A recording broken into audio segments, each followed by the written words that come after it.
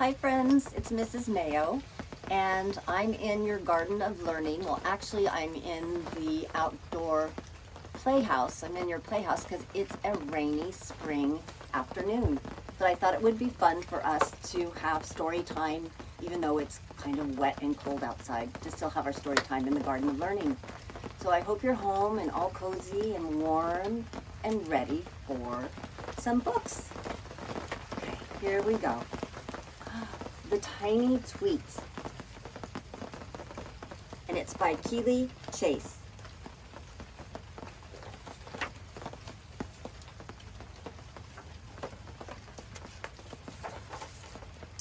Tweet wasn't just little.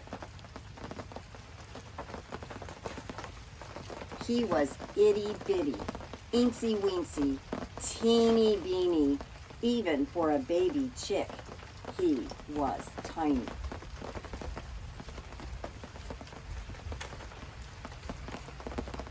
It wasn't always easy being the smallest chick in the coop.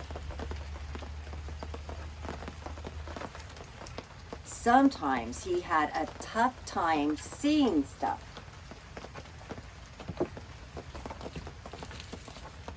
And sometimes he had an even tougher time being seen. Tweet, where are you? I'm right here, Mama.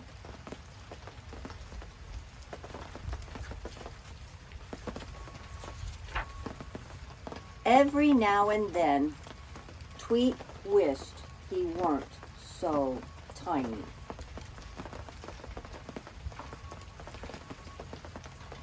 But you are just the right size, said Mama Hen. Just right for what? Tweet wondered.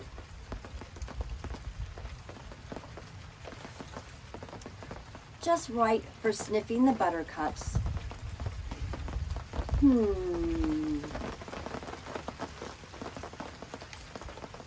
Just right for bunny rides.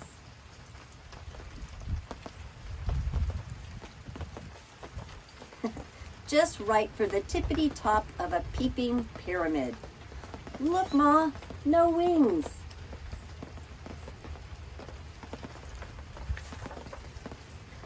Just right for big surprises.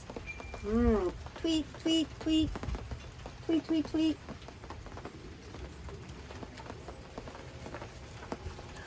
Or maybe just right for making friends.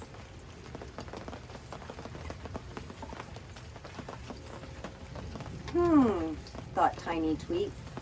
Maybe Mama is right.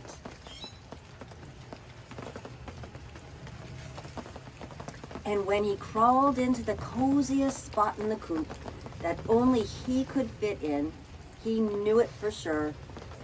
Tiny was just the right size to be.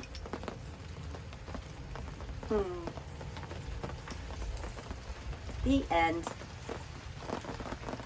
I like that little book. Reminds me, they look like the little peeps, the little Easter peeps. So I have another story I'd like to read to you because Easter's almost here, and this is called The Littlest Bunny in California, an Easter Adventure.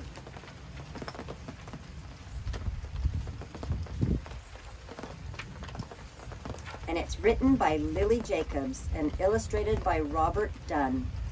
An Easter adventure. I'm going to scoot this way maybe so you can see. Can you see the pictures, I hope? Not long ago, in a land you might know, lived a girl named May and a boy named Joe. Welcome to California. They had moved to California and longed to explore, make new friends, have adventures, and many things more.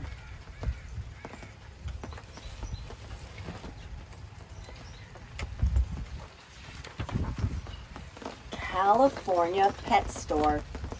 Open. On the day before Easter, they rode into town. They went to the pet store and looked all around. There in the front was a pen full of bunnies. The small ones were cute, and the big ones were funny. They played with the bunnies and thought for a bit. And then they agreed on the most perfect fit. The littlest bunny with the sweetest small hop. He's ours, May announced. Let's call him Flop.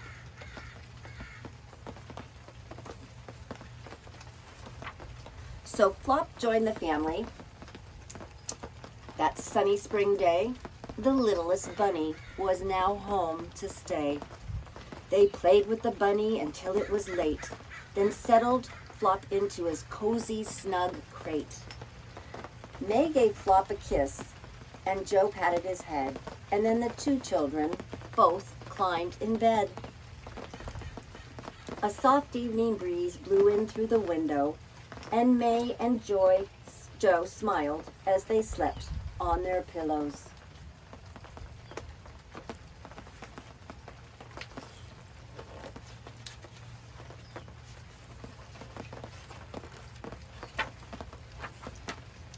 But Flop had no time now to close his own eyes. He was preparing for an Easter surprise. He was quite little, that much was true, but tonight our dear Flop had a big job to do. For he had a secret he hadn't let show. He was the Easter bunny and he had to go. A magical wind gave his whiskers a tickle. His nose, how it twitched, his ears, how they wiggled. Soon Flop was quite different than ever before, and he couldn't wait, not for 1 minute more.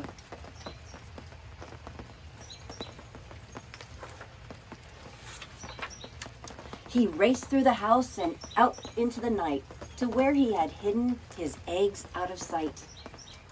His marvelous burrow held Easter eggs plenty, to be quite exact, 9,000,020. He packed up the eggs and looked at the map. He fastened his goggles and his red flying cap.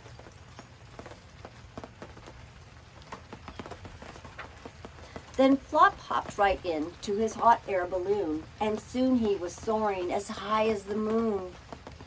As he watched his first stop grow nearer and nearer, his Golden State mission became even clearer.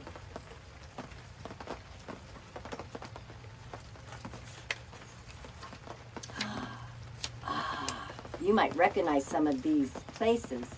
First, Flop balanced eggs on a tall building top. Then he went to the park, spreading eggs as he hopped. And then he dashed off for an Easter home run, then quietly hid chocolate eggs one by one.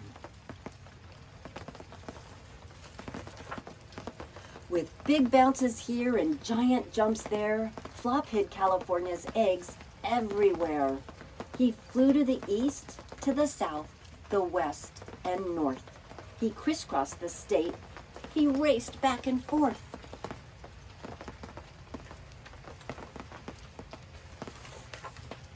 San Francisco and Fremont got treats. Then San Jose, Fresno, and LA were complete. Walnut Creek, Anaheim, the long list went on.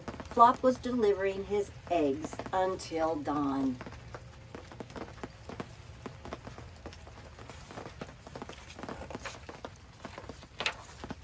Finally, Flop found his very last stop. He came to your house with a bounce and a hop, and there he delivered his Easter surprises. So many eggs of all shapes and sizes. And when he was done, he stopped for a rest. Surely this Easter was one of the best.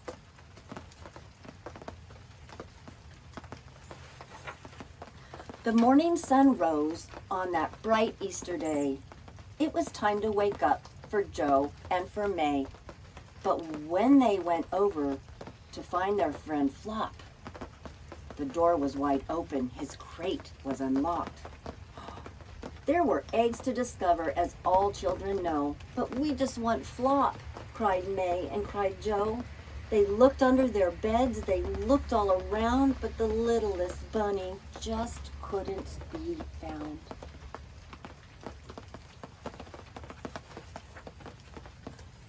unfolded this map? But whose goggles were these? Then from round the corner came a faint tap, tap, tap. They rushed and they stumbled, it had to be him, and there they found baskets, and something else was tucked in?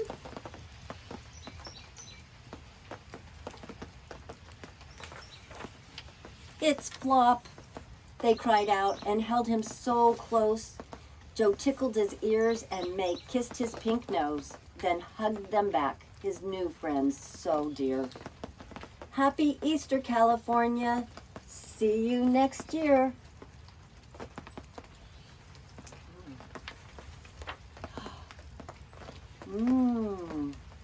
There were Easter eggs all through this book.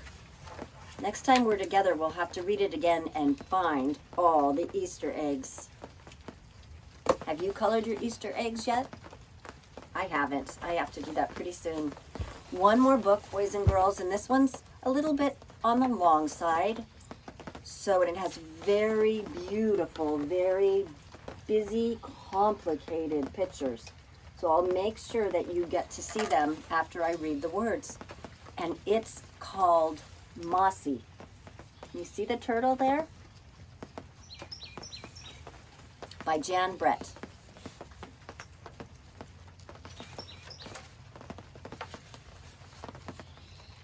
On a misty, moisty morning, a young turtle stood at the edge of Lily Pond. Her name was Mossy.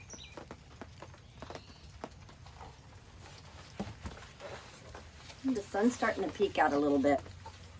Mossy liked this damp, cool place. She spent so much time here that curlicues of moss began to grow on her shell until her shell was covered with them.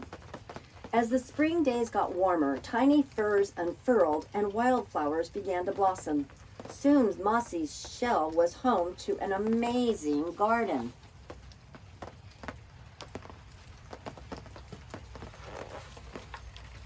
Mossy liked to look at her reflection in the lily pad pond and see what was growing in her garden. Every day brought a surprise. A new flower, or perhaps a delicious wild strawberry.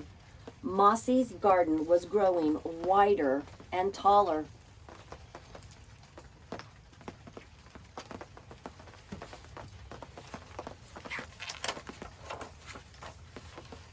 One day, Mossy was standing by Lily Pad Pond when the water rippled and two ruby red eyes looked up at her. It was a handsome turtle she hadn't seen before. Scout had never seen a lady turtle like Mossy. He thought her garden was pretty, but it was Mossy who made his heart beat fast. She was breathtaking.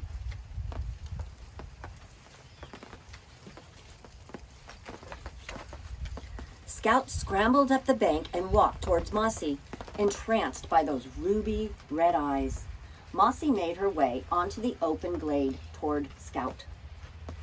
Just then, Dr. Carolina, on her morning walk with her niece, Tori, spotted Mossy.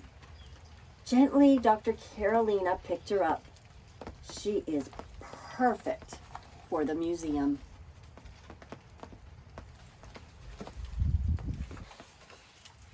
Never had Dr. Carolina's museum had a wonder as extraordinary as a garden-growing turtle.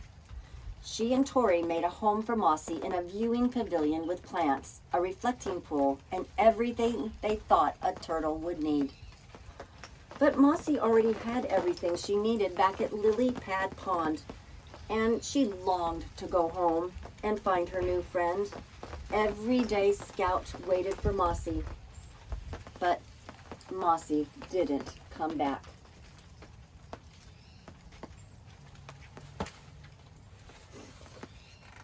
All summer, visitors came to see Mossy and her famous garden.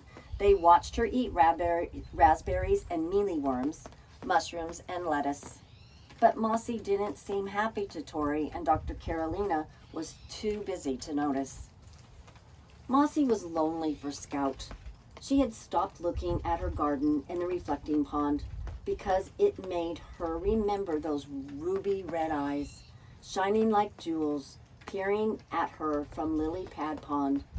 Thoughts of Scout only made her sad.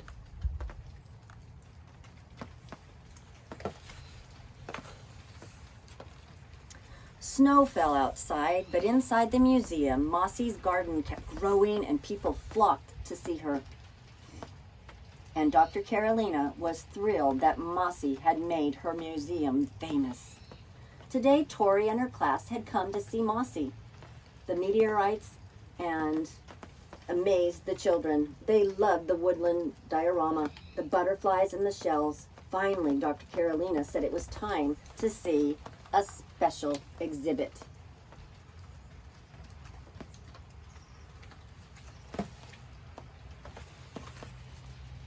The children gathered around the viewing pavilion. At first they didn't see Mossy. Then she started to walk, her magnificent garden swaying back and forth. The little turtle captivated the children. Mossy is a special turtle, said Dr. Carolina. Her garden grows and changes all year round. She's never hungry or cold. She's safe living in the museum. Here with us, Mossy could live to be 100 years old. Wow.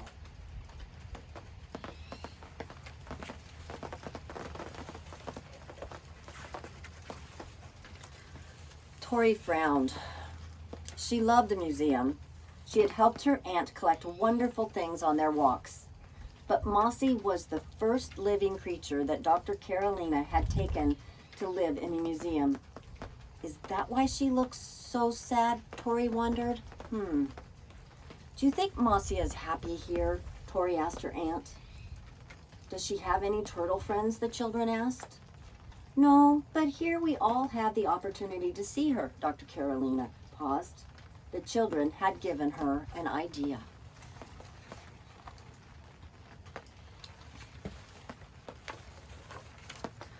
On the first day of spring, a sign on the front of the museum read, "Closed, do not disturb." Two women arrived at the back of the museum. Dr. Carolina and Tori were there to meet them. Everyone wondered what this meant. 1 day passed, 2 days passed, then 3. After a week, everybody was invited inside. You're doing such a good job listening. I think I'm almost done. Dr. Carolina introduced the two mystery women. Please meet Flora and Fauna. The curtain was pulled aside, revealing a portrait of Mossy, larger than life, with her garden painted in glowing detail. Flora had painted all the plants. Fauna had painted Mossy. Together, the artist had captured a moment in time that would never fade. Everyone cheered and clapped.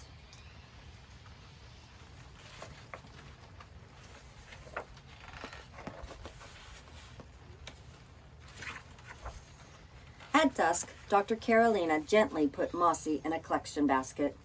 Come with me, she said to Tori, and off they went to take Mossy to Lily Pad Pond. Together they said goodbye to their garden-growing friend and put her in the glade next to the waterfall, exactly where Dr. Carolina had found her. Mossy was home.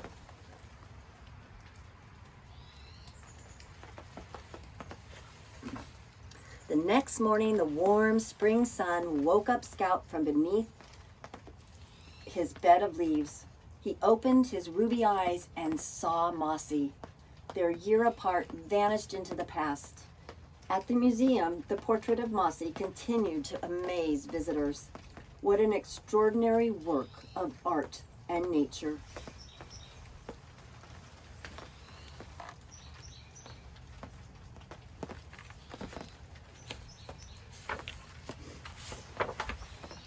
The world changed as the years went by and Tori grew up.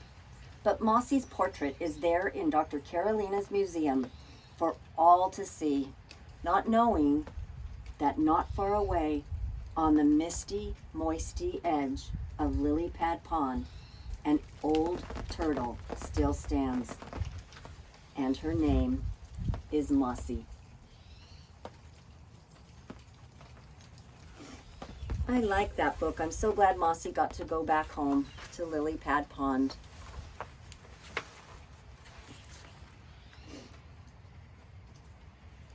So friends, I hope you enjoyed these stories, and it's time for me to go. So I'll say goodbye until next time. Take care.